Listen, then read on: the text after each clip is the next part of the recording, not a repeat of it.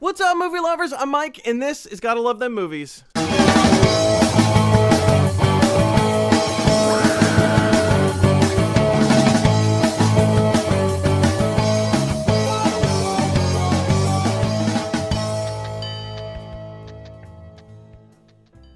Oh, you guys, welcome back to another edition of Gotta Love Them Movies, your daily dose of movie news. I'm your host, Mr. Mike Brown.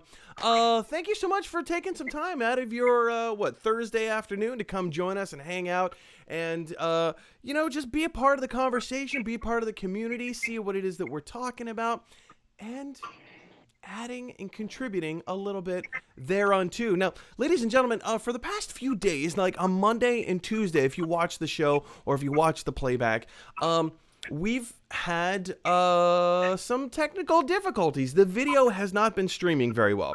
I'm looking at the playback right now. Things seem to have fixed themselves. I had to do a little update with the software, so hopefully everything is back to normal, and hopefully we can just have a normal show the way that it's the way that God intended, right?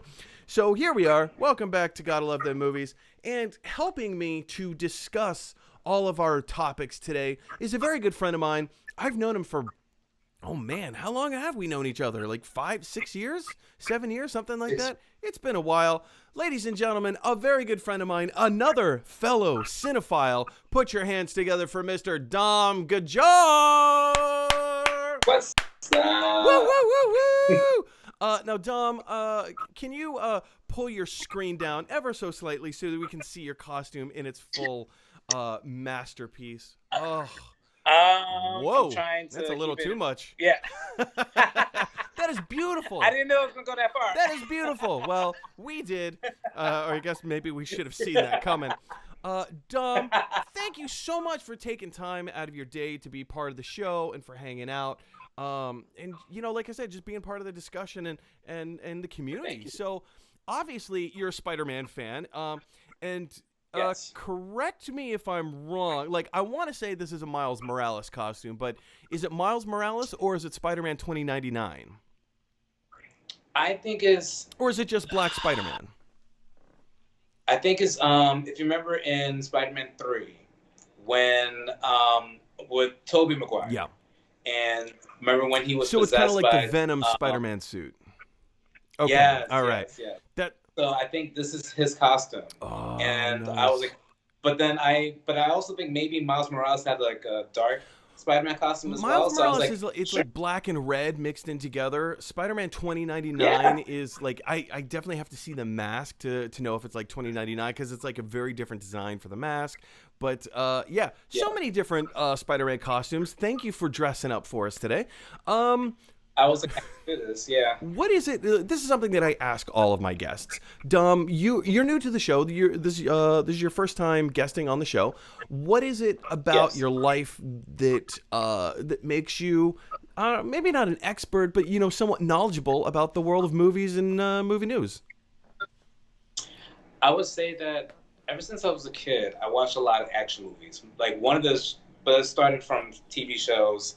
And then later movies. And one of the TV shows I used to watch was Star Trek, like Next Generation. Classic. That's what I grew up watching. TNG. And then, and then I used to watch a lot of like the action fighting shows like Power Rangers first season. And I used to watch, and it just progressed. It just kept progressing. And then later on, I realized I have a deep love for science fiction movies. And one of the movies that I still consider as a favorite of mine is The Fifth Element. It's a classic. I watch that all the time. It is a classic. It's something that that just gives me life. And I pay attention to a lot of the special effects, the emotions that the actors are using to convey in each scene. And that draws me into it. And I pay attention to it because I love it when an actor sells emotion. That means that you got me as a viewer, as an audience person, like just watching everything, and that just makes me a credit because I really do analyze a lot of films, and I talk to my friends and people who are movie critics themselves, and it's just a conversation starter for a lot of people. It's true, and it's like you need that entry point too. You need that entry point. Yeah. And speaking of entry points, we're going to use this as our segue to jump into the main part of the show. But, you know, as Dominic is here and he is our guest of the day, ladies and gentlemen, if you want a guest on the show as a special guest and be one of our commenters and commentators, send me an email at GottaLoveThemMovies@gmail.com. It's really rather simple. It's a 24-hour service because, do you know why? It's email. It never shuts down. So it's open 24 hours a day. Send me an email at GottaLoveThemMovies@gmail.com. Put guest in the subject line if you ever want to be a guest on the show, and we can most definitely make that happen for you. But moving on with the show, ladies and gentlemen, I highly encourage you to hop over to YouTube and type in Gotta Love Them Movies. Once you do, you're going to see a little red square in the top right-hand corner that says subscribe. Go ahead and click on that button. What clicking that button does is it helps us to widen our subscriber base on YouTube. But Mike, you say, we're watching this show on Facebook Live. Why do we have to go over to YouTube and subscribe to your channel? Well, homie, that's a really great question that you just asked. I'm really glad that you asked that question. When you subscribe to the channel, you help to build up the subscriber base. And the more subscribers we have on YouTube, you know, the easier it is to qualify for ad revenue. And when we qualify for ad revenue, I get to make this show my full-time job. So I really, really would appreciate if you head over to YouTube, click that little red subscribe button on the Gotta Love Them Movies YouTube page.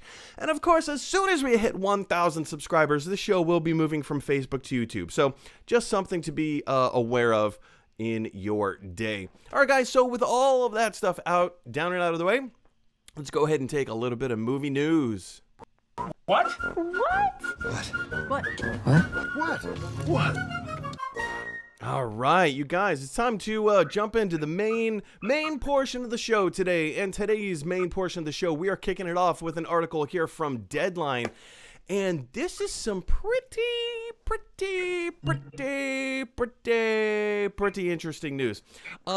If you are not familiar, if you're anything like me and you're not familiar of what is going on with all these celebrity faces on your computer right now, or your phone, or your Apple TV, or wherever you happen to be streaming this from right now, apparently director Adam McKay, he's writer and director of pretty much every single Will Ferrell movie ever.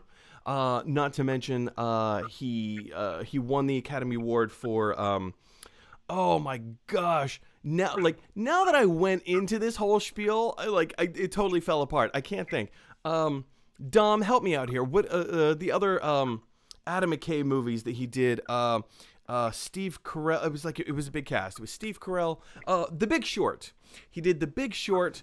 He got a lot of notoriety for that. He's known for being a comedy director, and he started. Did he do Talladega Nights and stuff like that? He did do Talladega Nights, yeah. He Okay. wrote and directed Talladega Nights. He did The Other Guys with Will Ferrell. He did Anchorman with Will Ferrell. Anchorman 2 with Will Ferrell. And Anchorman 2 was an interesting one because that was the platform that Paramount Pictures wanted. They wanted another Anchorman film.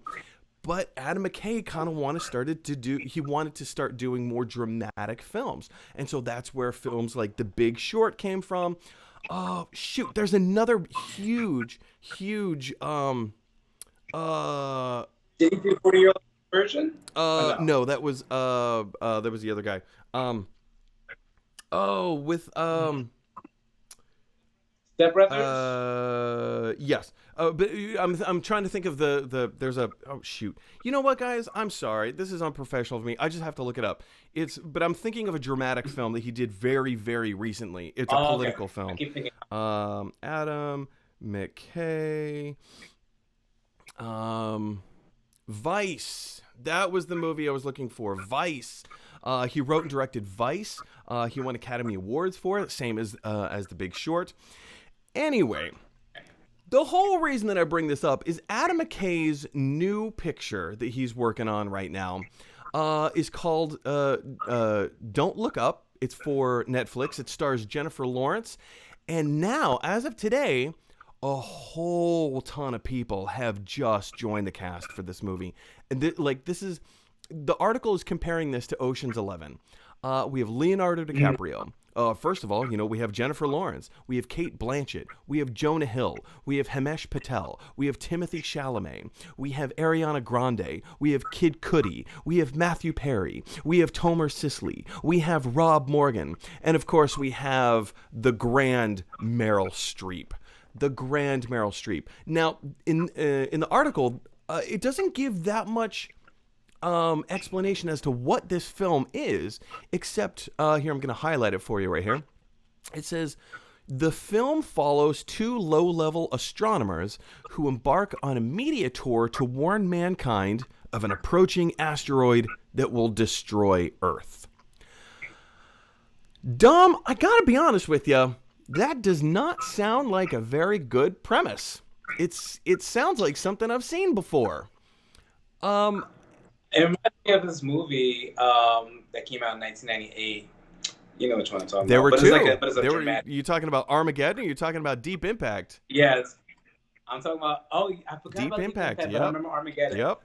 I was thinking Armageddon. But it's funny, before though, you just mentioned Ocean's 11. And that was the feel that I was getting when I was reading the cast that's going to join this film. And I was just, oh wow, there's so many like A-list celebrities is going to be part of this cast, and I'm just like, okay, well, let's see what's going to. Exactly, let's see what's going to happen, and I think that is the selling point. The description of the film: two astronomers find out that an asteroid is going to come and it's going to hit Earth, so they go on a media tour to tell the world about it. And it's not even like top level astronomers. It's described as low level astronomers. So it seems like there's a little bit of a comedic element in here. It's obviously based on fiction. His last two films have been based on they're definitely a faction, like non-fiction, one was Political with Dick Cheney in Vice. The other one was pretty much a breakdown of the 2008 housing market crash in The Big Short. So like real things done in, somewhat of an entertaining way to kind of break everything down and tell us the importance of what it is that happened. But with this film, it seems like he's going back to a fictional narrative, and like the premise, the premise doesn't sound great to me. What sounds great to me is seeing Leonardo DiCaprio, Meryl Streep, Kate Blanchett, Ariana Grande, Jennifer Lawrence, Timothée Chalamet, blah, blah, blah, Matthew Perry, blah, blah, blah, blah, blah. Like, the list goes on and on and on. And, yeah, it seems kind of like a who's who. How does the plot synopsis sound to you?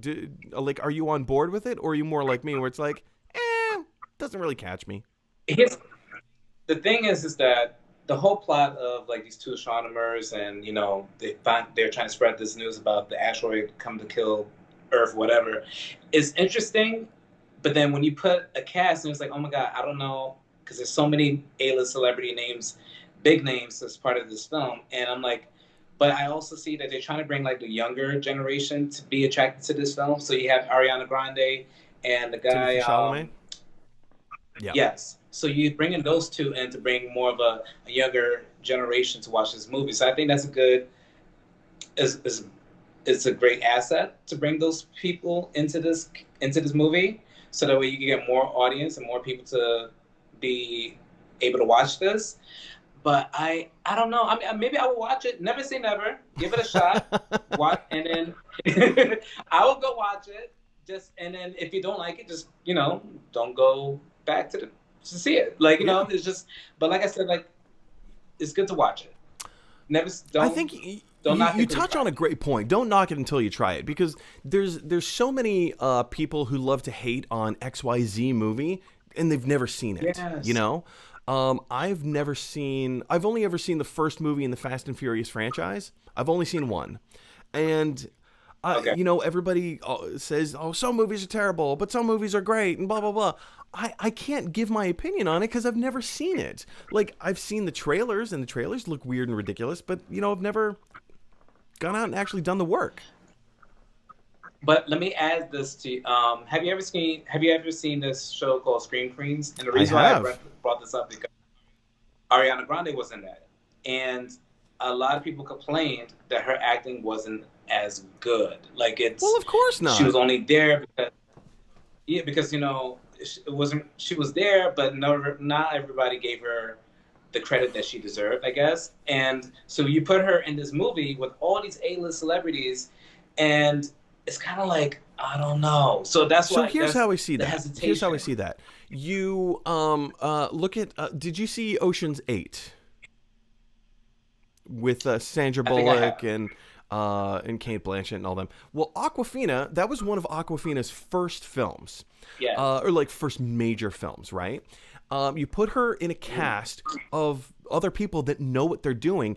Everybody reaches down because everyone wants to make. For the most part, there's a few exceptions, but for the most part, everybody wants to elevate whatever movie it is that they're making, right? So you reach down, you Right. pull up the people who, who need to be pulled up, right? Look at Dave Right. Bautista.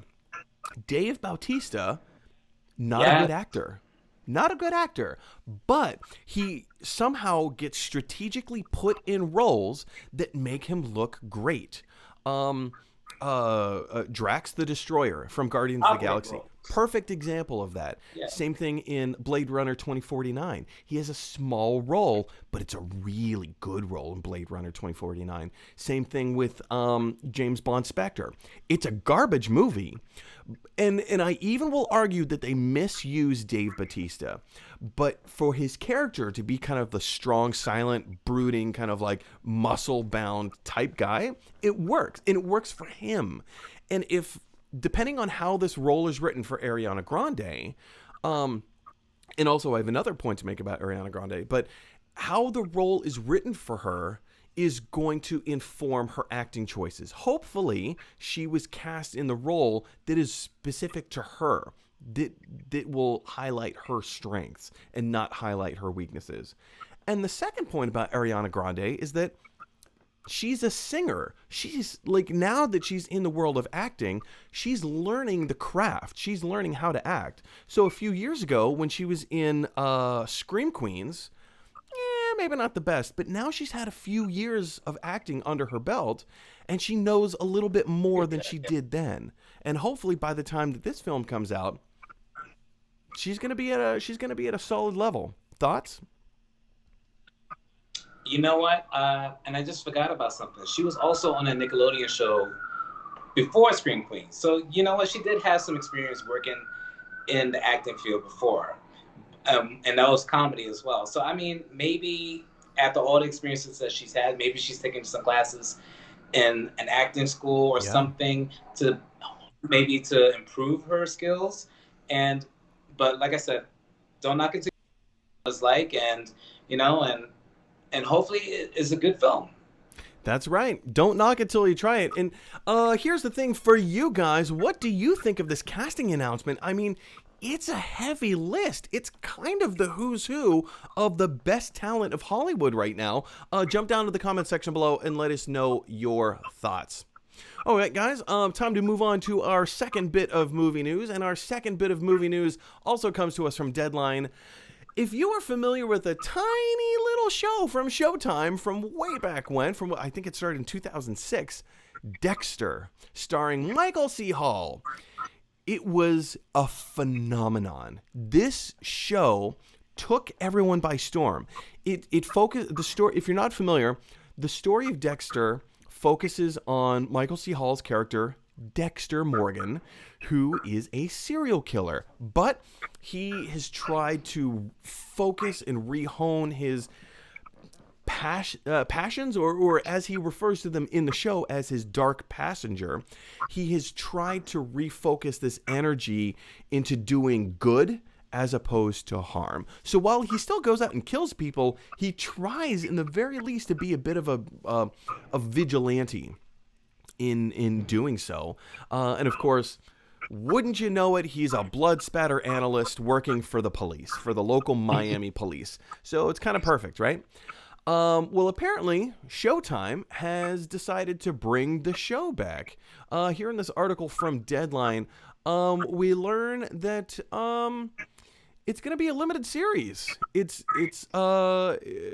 has a 10 episode run, or they're calling it a 10 episode run, but Yeah, Showtime has ordered 10 episodes of the new Dexter show to come back as a limited run.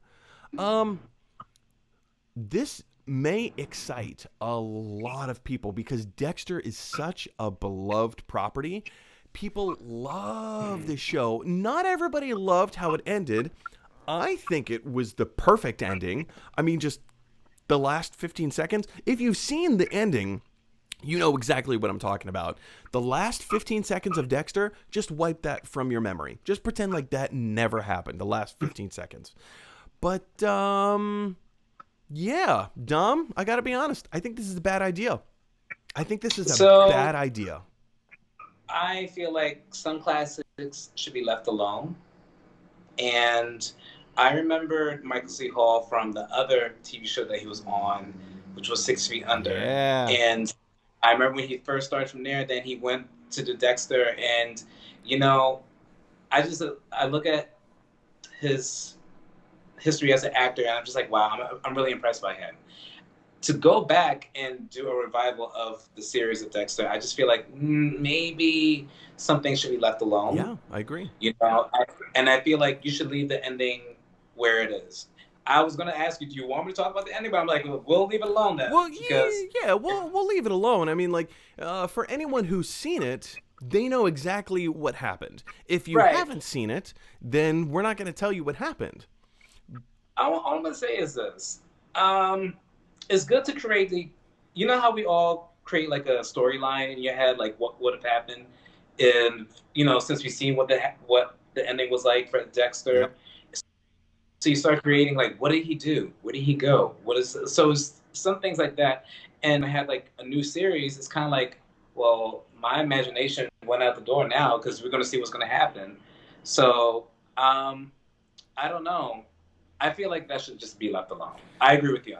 I agree. It just doesn't seem like a great idea to bring back a property that has I feel like it was the perfect ending. And again, like that is up for debate. People have debated it. A lot of people think it was a terrible ending. I loved the ending. I thought it was wonderful, except for the last 15 seconds. Just erase that from your memory. It was so insignificant that, you know, you could have just cut those last 15 seconds and okay, whatever. It didn't even happen, right?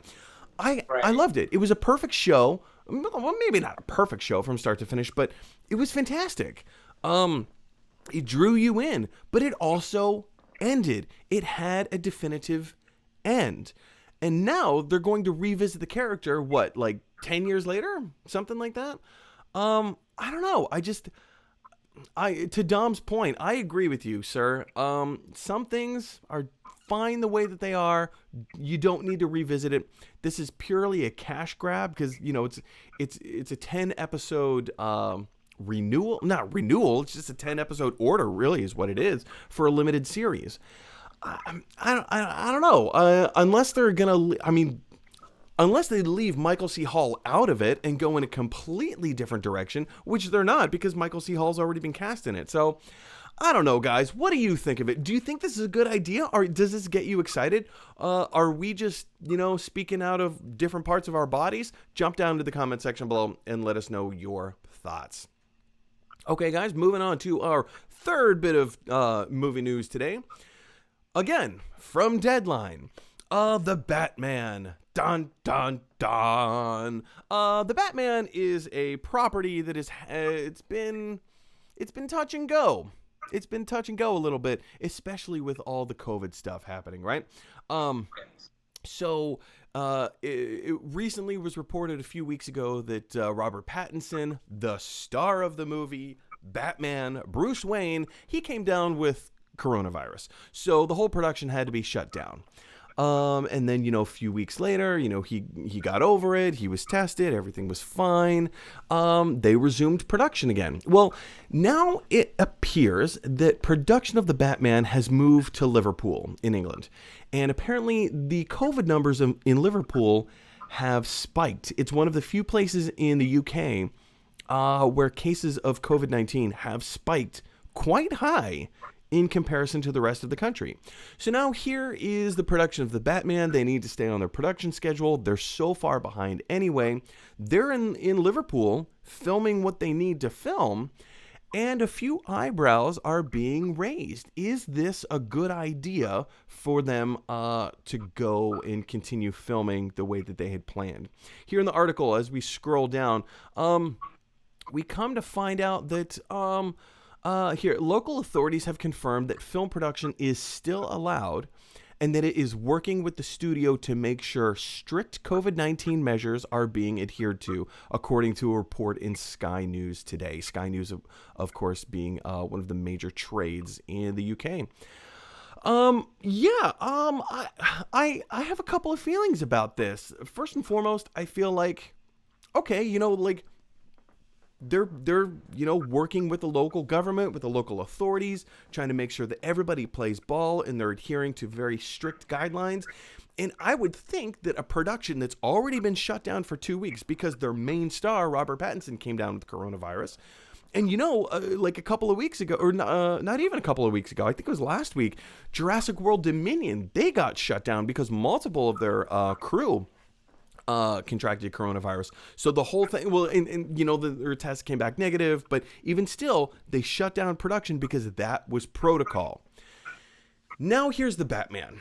They've already been shut down. Robert Pattinson had COVID. They're back up and running, and they're, I would imagine that they are playing ball. They have got to play by very, very strict guidelines. And if you know anything about the UK, they don't mess around, you guys. In the United States, we like to mess around, but in the UK they don't mess around. Dom, you've spent a fair amount of time in the UK, just the same as myself. You are familiar. I don't know if you've actually been to Liverpool or not, but you're familiar with the culture and the people and the times and things like that. Do you think that the Batman production going to Liverpool, which is a hot spot in the UK right now, to resume filming of the Batman is a good idea? Or do you think that, it's fine? I don't, I understand that they're taking precaution, to make sure that they have all these strict restrictions when it comes to COVID-19. But the fact that the main star, Robert Pattinson, who he just had the coronavirus, I'm thinking that everybody else could be potentially exposed, and it's going to keep being passed on, and not just with the crew members and everybody involved with this movie, but people in town. So it's kind of like, I personally feel like they should find another way to make sure that everybody is safe. That's what we want to promote is safety for everybody, to make sure that everybody's healthy at the same time as well. And it's going to continue to progress if nobody's not taking precautions. So I don't think right now filming is possible, and especially when Liverpool is a hotspot. I just think that we should really look after ourselves and be mindful of our health, and and just make sure that everybody's on the same page. You bring up a really interesting point there, in that one of the things that you kind of tangentially touched on was the fact that we're kind of starting, as a society, we're kind of starting to play a little fast and loose with this whole COVID thing.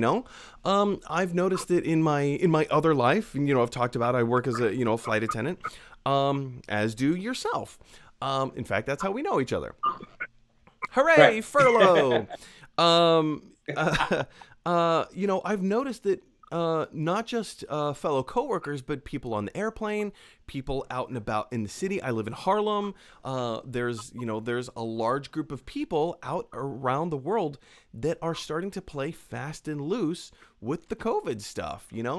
We're not as careful as we were back in April. We're not as careful as we were back in March. We're starting to be a little bit more lax, a little bit more loose. And here's my official stance. Here's where I stand. As long as we wear our masks, wash our hands, and social distance, that's what you need to do. Wear your mask, wash your hands, social distance. If you can't social distance, wear your mask and wash your hands. Pardon me. If you can't wash your hands, wear your mask. That's my official stance. I agree. And I feel like if they can do that on set, things should be fine.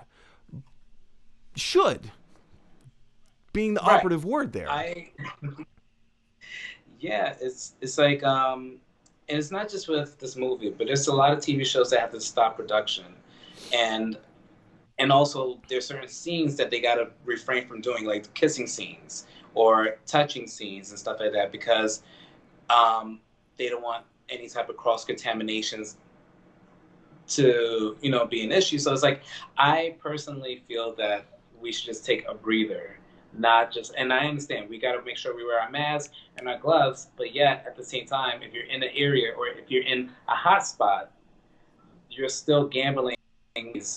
Or maybe not just maybe just not film in the hot spot. How about that? Because there are ripple effects that we haven't spoken of here. The Batman is on a timetable. They're on a schedule. They have to finish the film by a certain date. And if they don't, then like the money just keeps piling up and it costs more and more and more to make this thing. And not just with the Batman, but all of the films. And aside from that, if movies aren't being made, the studios aren't making money. And if the studios aren't making money, the whole thing shuts down. We don't have, like right now, we have major problems with the movie theaters, and this is something we've talked ad nauseum about on the show. If the movie theaters are in real danger of being shut down because they don't have any new movies to show. And if they don't have any new movies to show, the studios don't make money. And if the studios don't make money, movies don't get made. And if movies don't get made, people are out of work. Like, this is an entire industry, and it's not just the Hollywood machine. It's t-shirts, it's toys, it's food, it's branding, it's marketing. Like movies have become such a huge part of our pop culture. It reaches out into look at what you and I are literally both wearing right now. You're wearing a costume, I'm wearing a geek t-shirt. If it weren't for the movies, this stuff wouldn't happen. Yeah. Vendors would not be able to sell t-shirts. Absolutely. So it's a hard conundrum right now, you guys. It's a really hard conundrum. Like, do they continue doing what they've been doing and, adhere to very strict guidelines, as it sounds like they are, or do they just push it back and, hope for the best? What do you guys think? Are you for it? Are you against it? Are you somewhere in between? Jump down into the comment section below and let us know your thoughts. All right, guys. With that done and out of the way, it is time to reveal our fourth main topic today. And our fourth main topic comes to us not from Deadline, but Variety. And a new trailer. Oh, Dom, if you only knew. Yes. If you only knew. A new trailer for Soul has dropped. Now, of course, Soul, we've been talking a lot about the movie. It was holding strong, and Disney was very much promoting its November 20th release date, right in time for Thanksgiving. That didn't happen. They are contributing to the problem with movie theaters not having films to show, and they have decided to release the movie Soul, the Disney Pixar film Soul, on Disney+. It comes out on Christmas Day. And in preparation for this, they have cut a brand new trailer and put a brand new tag at the beginning saying, hey, coming to you on Disney+ on December 25th. Here you go. Dom, I'm going to kick it over to you first. I've seen the trailer. I think have you seen the trailer? I've seen the trailer. What do you think of it? And I've seen this before, like last year as well. I really like this, like the trailer from beginning to end. And it also gave me like a smile on my face. Because, every time you watch a Pixar movie, it leaves you smiling. It makes you happy. It makes you cry. It's something about Disney Pixar films that is very special. And those are the emotions that I read in the trailer, and I said to myself, like, it's so cool. I love the colors, everything about this film. I just can't wait. I'm excited to watch it. So what do you think? Do you want me to tell you? Like, I like the concept of the whole like go for it. I like the whole like going to a spiritual realm, and because nobody thinks about life after death, and So, and I think that Pixar has always. Let me interject for a second. You say nobody thinks about life after death. I feel like that's all I think about. Nobody thinks about life before death or before life. Life before life. That's a concept that they're introducing. There you go. Nobody thinks about that. Right, it's true. I mean, I just, and Pixar has always pushed the envelope to talk about certain topics that that's a little like controversial, I guess, maybe. Oh yes. Yes. So, and I think that this is a great opportunity for people to really, really talk about, which is what I just talked about. Yeah, no, I agree. And you make a really great point in that, like, this is the kind of movie that opens up a dialogue for people, right? It opens up a dialogue for people. With this new trailer, I have got to say, I'm in love. I am in love with this movie, with this trailer. My favorite Pixar film to date is Inside Out, written and directed by Pete Docter, who has now gone on to take over the studio of Pixar Studios in the wake of John Lasseter. So Pete Docter, being the genius that he is, has now written and directed a brand new Pixar movie called Soul, which we're talking about right now. And Dom, I gotta say, watching this trailer, I mean, each trailer for this movie progressively gets better and better and better. But this trailer, by the end of it, I am not exaggerating. I'm not like saying this just, to get sympathy or, to exaggerate. It's true. I was on the verge of tears. This trailer evoked such emotion in me, and it resonated with me so much more than the vast majority of Pixar films or, even Disney films. I'm not going to make a prediction and say this is going to be my new Pixar film of all time. I still haven't seen it. It may be a heaping pile of garbage. Reviews are coming in. People are giving it. I think last I checked, it was at 100% on Rotten Tomatoes. In fact, let me fact check myself here, really quick. Soul. There we go. It has a Metascore of 94. A Metascore of 94. It has an 8.5 out of 10 on IMDb. I'm still not sure what the whatchamacallit? Rotten Tomatoes. Excuse me. I'm not sure what the Rotten Tomatoes score is yet. But you bring up some great points. This film,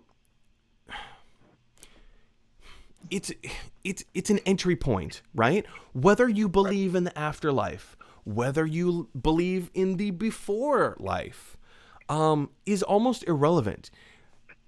This story sparks a conversation between parents and children to talk about these heavy, heavy things. What happens after we die? And I think that's genius. Inside Out created a brilliant dialogue of emotion and how we can use our words to communicate what it is that we're feeling. I've never seen anything like that before. And that's exactly what Soul is doing. And you're right. Very recently, Pixar and Disney, they've been taking some more Pixar and less Disney, but they have been reaching out and trying new things and breaking new ground. Even the score for this film is being conducted by Trent Reznor and Atticus Ross, who literally just won the Emmy for their work on Watchmen, the TV show Watchmen on HBO. Brilliant show. If you haven't seen it, go see it. The music is gorgeous. Download it on whatever music app you use. But holy cannoli, this film, it got me way more excited than James Bond: No Time to Die. I'm just as excited to see this as I am Wonder Woman and Black Widow. This is Wonder Woman, Black Widow, Soul. I mean, I can't pick. I want to see all of them so bad. In the trailer for Soul, I like the pizza scene. Yeah. Because again, it brings up some metaphysical issues. Right, that's true too. So I was like, I thought it was so funny. And then, but I just want to say, it's you just brought up your favorite Pixar movie. You said Inside Out. My favorite, can I mention my favorite one? Mention away. I like Ratatouille. Do tell. Why is that? I don't know. I like the fact that I want to say mice or rat. Would you say? Oh, he's a yeah, rat because it's So it was a Ratatouille. rat and right, exactly. What am I thinking? So I like the fact that this rat has like, he's very creative, but yet nobody sees that, and he wants to be. It's like I guess he wants to be taken seriously, and I think we could all relate with that, right? And we want people to look at us differently and just give us a chance or an opportunity. And I like the fact that this film was able to show that anybody could be a chef or anybody could be talented. You just got to put your mind to it. And I just love. I don't know why. Well, that's the genius of Pixar's storytelling, right? That's their genius. Yes. Is that they come up with these weird, fantastical things like, hey, you know what would be a great visual image? An old man carrying 1,000 balloons from a house. Just like, there you go. Well, what's the story going to be? Oh, just wait. Movie. We're going to make you cry in the first 3 minutes in the movie. You were going to cry your eyes out. And it's like, hang on, what a second? Or how about a toy box full of toys that come to life whenever the children aren't around? Okay, that sounds kind of cool. Like, what's the story going to be? Oh, wait for the third movie, and you are going to bawl your eyes out like a baby. Yes. Or, oh, gee, I don't know. How about Inside Out? Like, I'll just go back to that well for a second. Hey, let's do a movie about emotions. Okay, well, what's the story? There's a whole bunch of emotions in this little girl's head. Okay, well, what's it about? I don't know. They moved to San Francisco. That's your movie? Well, yeah, but I mean, like, they're emotions, and we explain the emotions. Okay, like, anger, sadness. They have these crazy premises, and same thing with Ratatouille. You have these like a rat who wants to become a gourmet chef in Paris, circa 1930. Right. Like, what a weird idea. But when you like peel the layers back and you get to understand and realize what is this movie about? What is the story? What is it that connects us with these characters? They're teaching us life lessons without the word is escaping me. Across the board. Like every single one of the Pixar films, even Cars, as garbage as Cars is, there is some redeeming value to Lightning McQueen's characters, I don't know. Like I am just so ridiculously excited for this. Oh, looked like you had something else to say.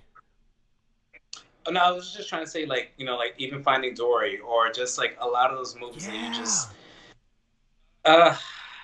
it really, really connects with you in such an emotional level. And I love watching those films. And, it makes you cry, it makes you happy, it makes you laugh. And I'm looking forward to this new movie because we're going to get the same feels like we always had with all those other movies. And I feel like this is I'm just excited for this film. It's going to be, I say it's going to be good. I mean, I haven't seen it. I don't know. Like the reviews have started coming out and people are saying like 2 thumbs up. Like the Metacritic score on IMDb is 94. Woof. Wow. That's great. Like that's great. That's really high. So I don't know. Like, have you guys had a chance to see the trailer? Did you love it? Did you hate it? Are you somewhere in between? Jump down to the comment section below and let me know your thoughts. All right, guys, let's move on to our 5th bit of movie news today. And our 5th bit of movie news comes to us also from Variety. If you are at all familiar with the work of Alfred Hitchcock, you would know that he popularized a previous film. Like the movie Rebecca has been made a few times.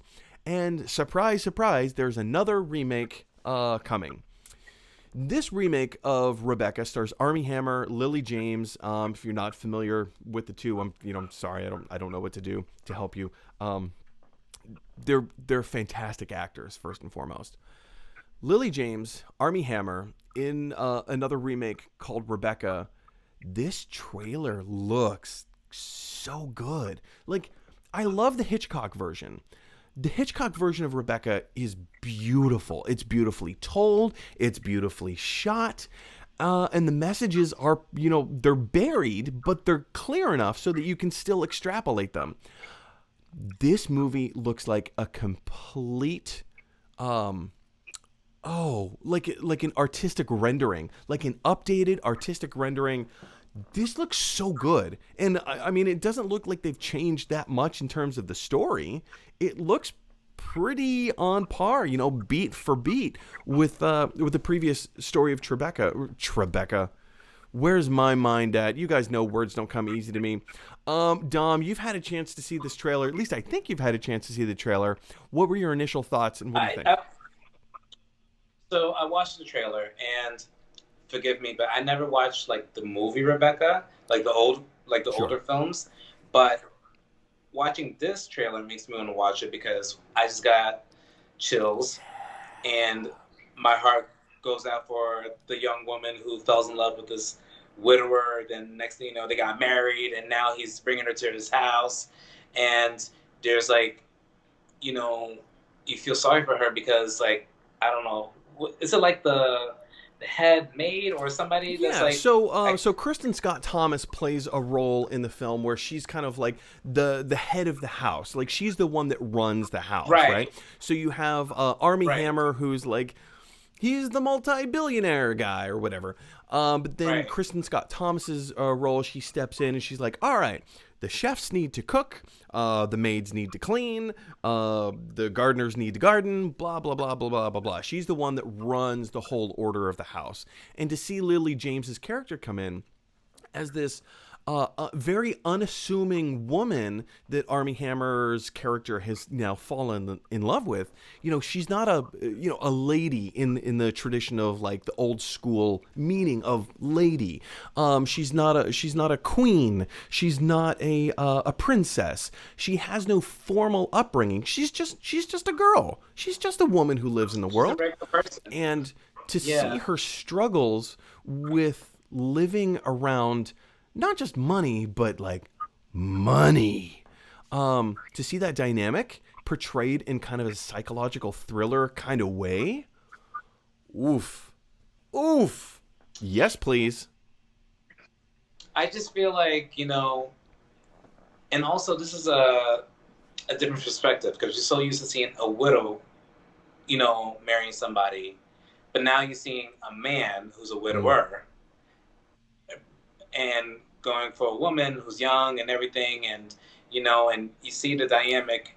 And Hang on, are you saying that it's not common to see an older man go for a younger woman? I'm saying that, there's a lot of movies, right, that's made about a woman who's just became a widow, and they will show her marrying a guy or whatever. But they don't really see. I don't really watch movies where you see the man who becomes the widower finding another woman, and then that creates tension in the house. It's a story trope. It's a story trope we just don't see very much of.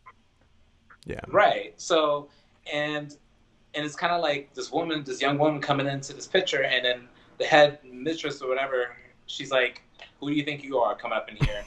You're just a regular person." Yeah. It's like. So like I said, I just got creeped by everything, but I definitely like to watch it. Yeah. So. And that's the thing. I want to say go back and watch the original before you watch the remake, but who knows? I should have done that. Maybe you should watch the remake before. And I can't say the original because this is what, like the 4th or 5th remake of the movie, something like that. But you know what? Interesting experiment. Watch the new one and then go back and watch Hitchcock's film. Because, try that. Because I think looking at like the psychological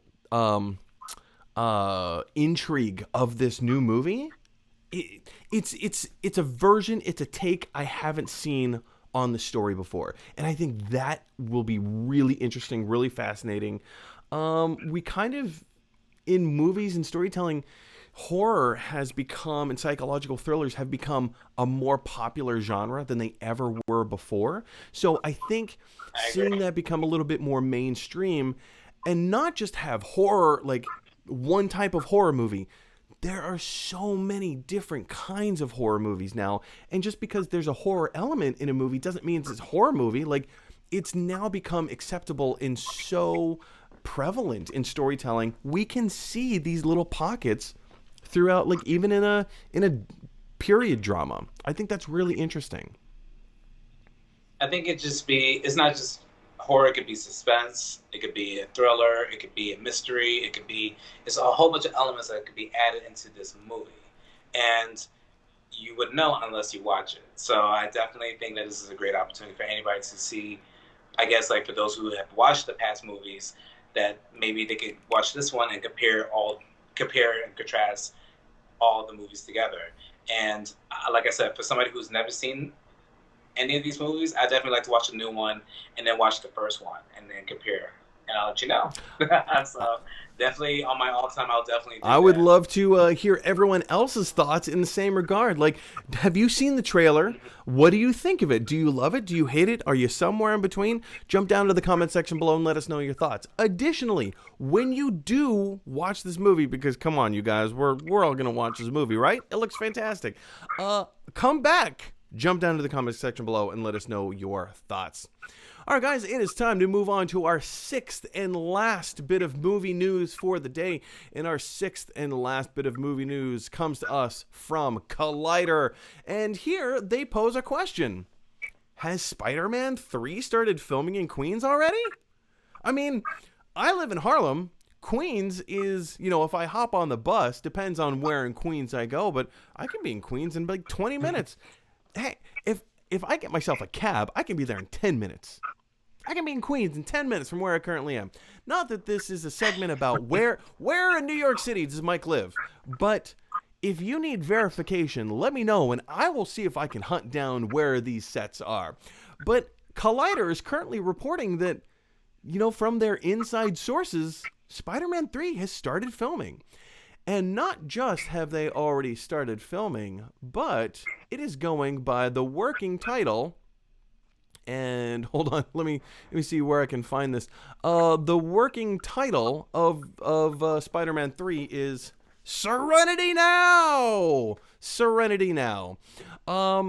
If you're familiar at all with the previous Spider-Man films, like the MCU Spider-Man films, the first Spider-Man Homecoming, it went by the title Summer of George. That was kind of like the filming name. You don't. If you tell everybody, hey, we're working on Spider-Man Homecoming, everyone's gonna go nuts and lose their minds. But if you say, hey, we're filming the movie Summer of George, very few people are gonna understand what that is.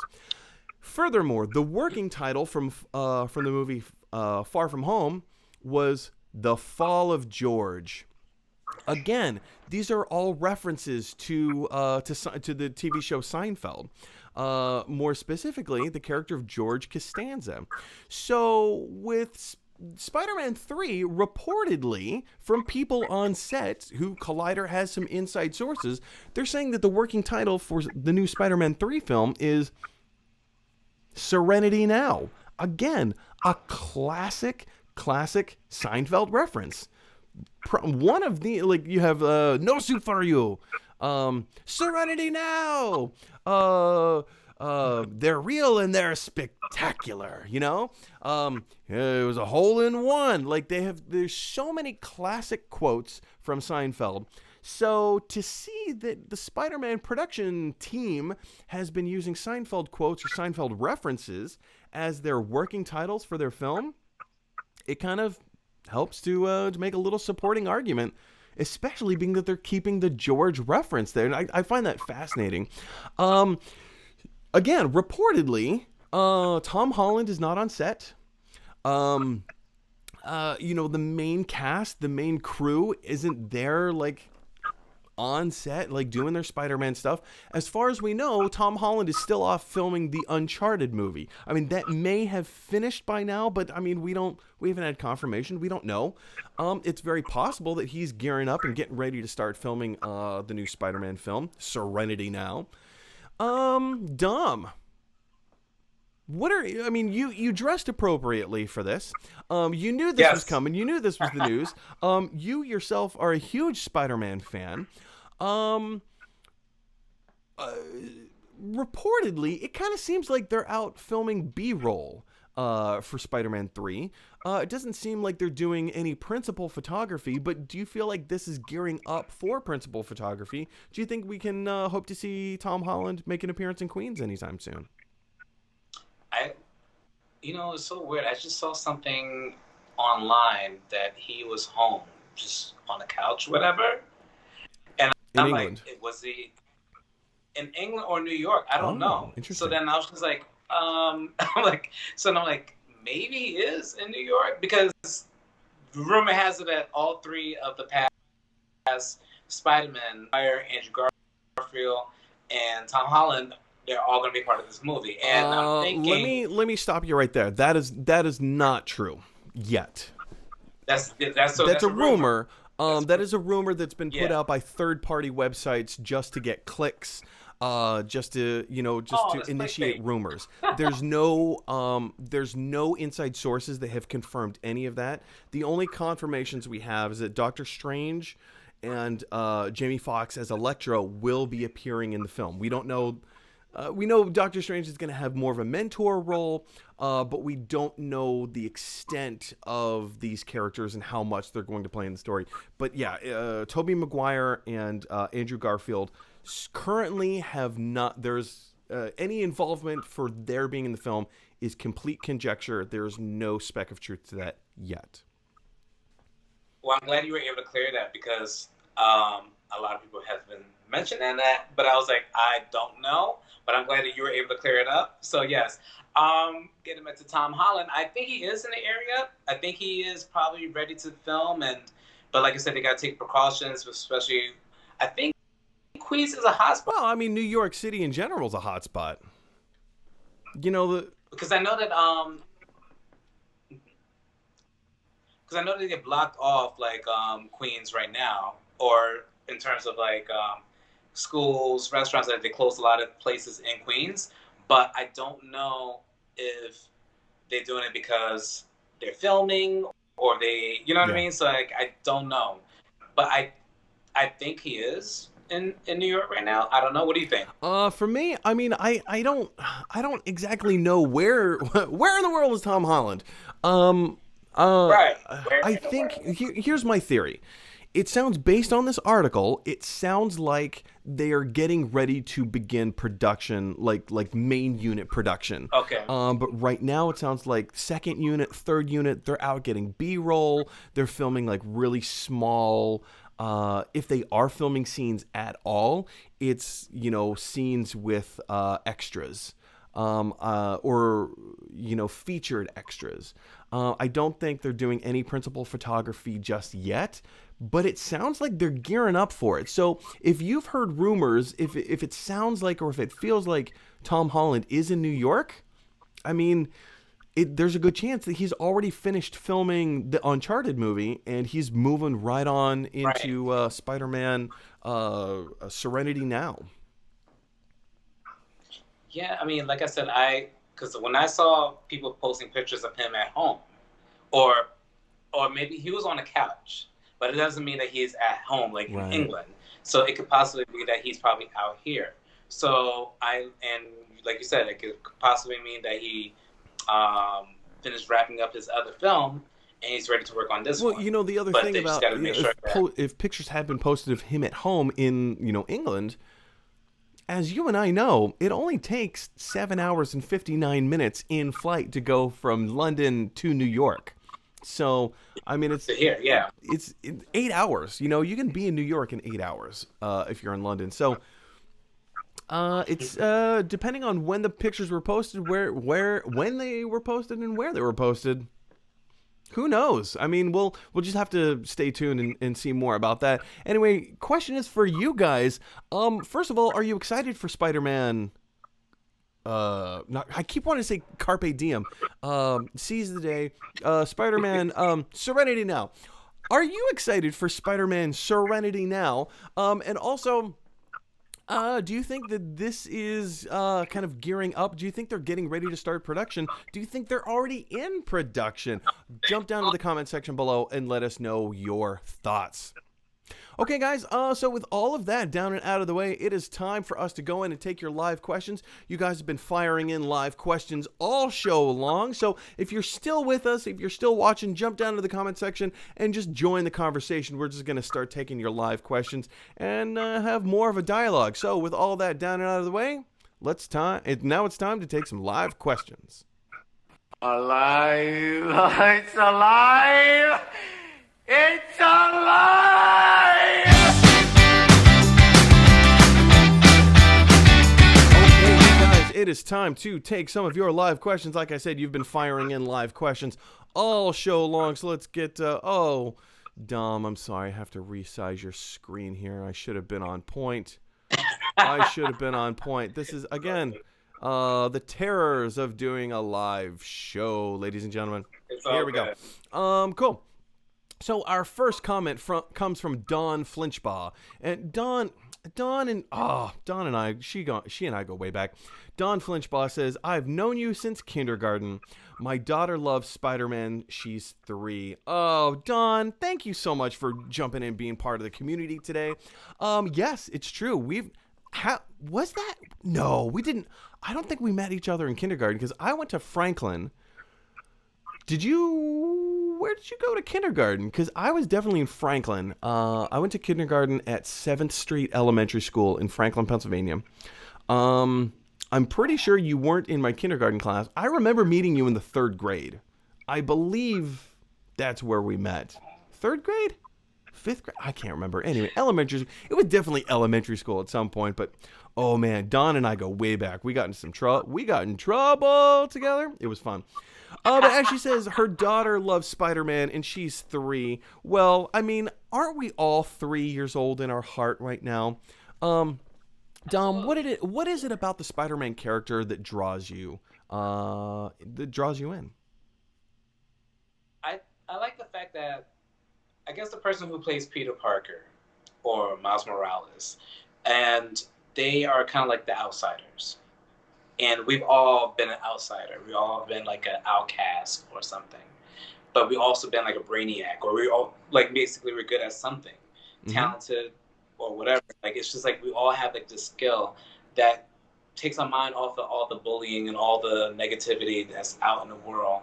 And I like Peter Parker playing as Spider-Man because he becomes a different person than what he usually deals with outside and out in the streets and everything. So it's like I just that's why I relate with Spider-Man. Yeah. It's the fact that he's a hard worker and at the end of the day, even though he's a regular guy, but he still gets his work done. He just keeps focused on what he wants, and that's what I like. That's a really good point of view. He's a regular guy who gets his work done, but you know what? He also has to do a whole bunch of other stuff. So when I don't have a lot of other stuff to do. I just have to get my work done, you know? So when you look at it in those perspectives, it's like, well, yeah. One of the things that draws me to the character of Spider-Man, I mean, yes, everything that you've said. I also look at the whole concept of with great power comes great responsibility. Wow. How heavy and how poignant is that? Now, ladies and gentlemen, I've just noticed on the live stream something. Looks like the video is paused at the moment.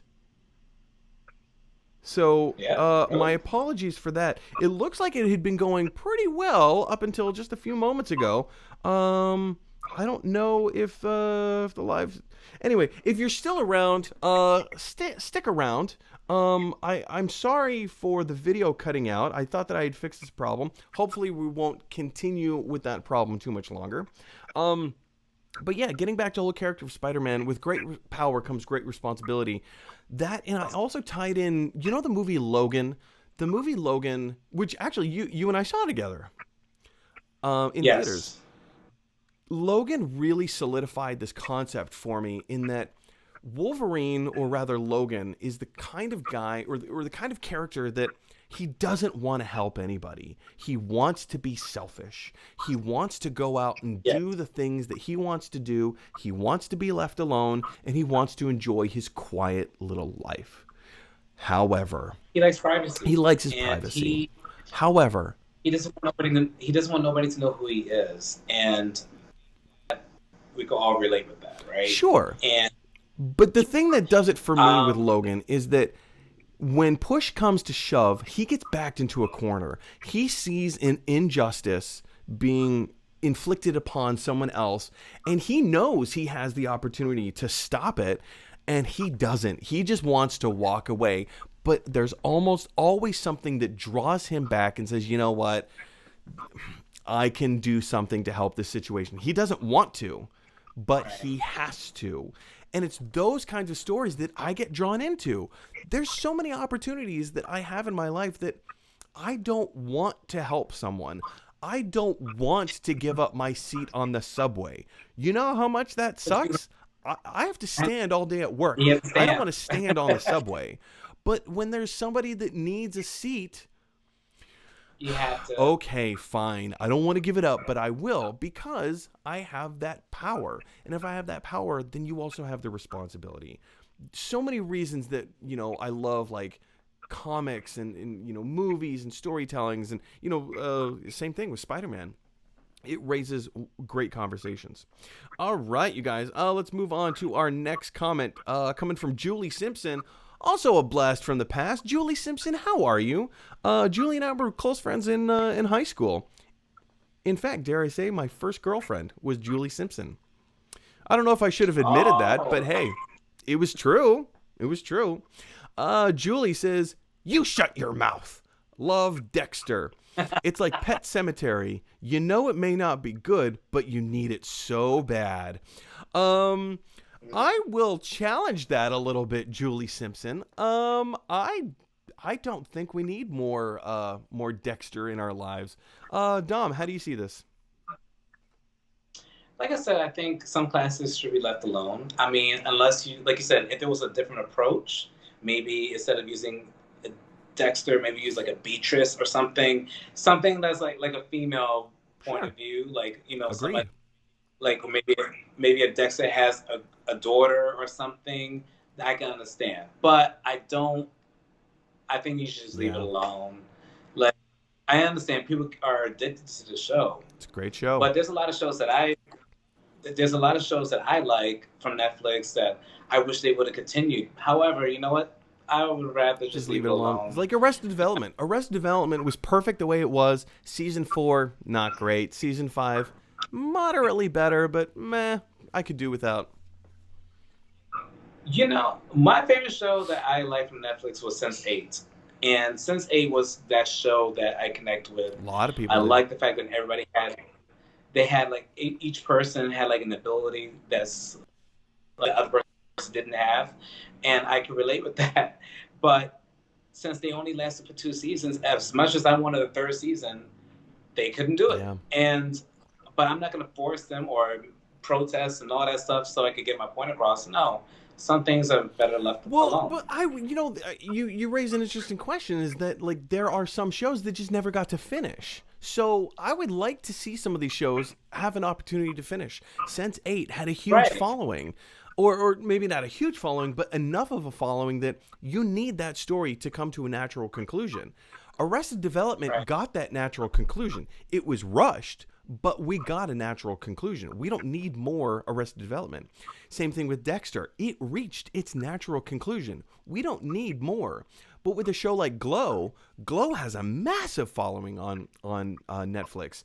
Why can't we get a 4th season? I mean, they've already canceled it. We're 3 seasons in. Why can't we have one more season or at least a movie? I see Mark Maron has been posting online saying like, hey, Netflix, you don't want to do a 4th season, but can at least we do a movie just to wrap up the story? Because season 3 left us hanging, you know? Yeah, because it sucks for the people, like the viewers, the followers, everybody who has been a fan. And to just say, okay, well, we're just going to end the show. And they have no conclusion, no finale, nothing to say where these characters go. And it's messed up. So I agree with that person. It's like, you know, have a movie so that way we know what happens. And there's some type of conclusion. Agreed. All right, guys. Well, that does it for our live question today. Again, thank you so much for jumping in. Thanks for being part of the conversation. Thanks for being a part of the community. And Dom, thank you, sir, for being here on the show today. Can you tell our anyone who's watching where to find you online and what projects you have coming up? Well, definitely am at GQ_skies, and also I just started doing my gaming on Twitch. So if you guys want to follow me on there, you can follow me at GQ_skies as well. And that's about it. That's the only thing I got. And what's the so Twitch far. channel? Go into a little more detail about that. It's a gaming channel. It's a gaming channel. I'm basically in the world of gamers now, where people will play a game like Animal Crossing or Smash Bros, and you play for the viewers on Twitch. And one of the games that I like to play is Animal Crossing. So I definitely like to show everybody what my island looks like, and